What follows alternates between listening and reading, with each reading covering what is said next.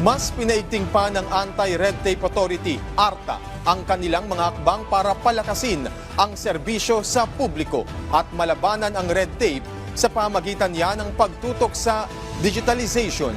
Sa programang Bagong Pilipinas ngayon, sinabi ni ARTA Director General Ernesto Perez na tinututukan ng ahensya ang pagpapatupad ng Executive Order 32 na sumisentro sa mga proseso para sa pagtatayo ng telecommunications at internet infrastructure. Patuloy rin ang pagtugon nila sa direktiba ni Pangulong Ferdinand R. Marcos Jr. na paigtingin ang internet services o connection sa bansa.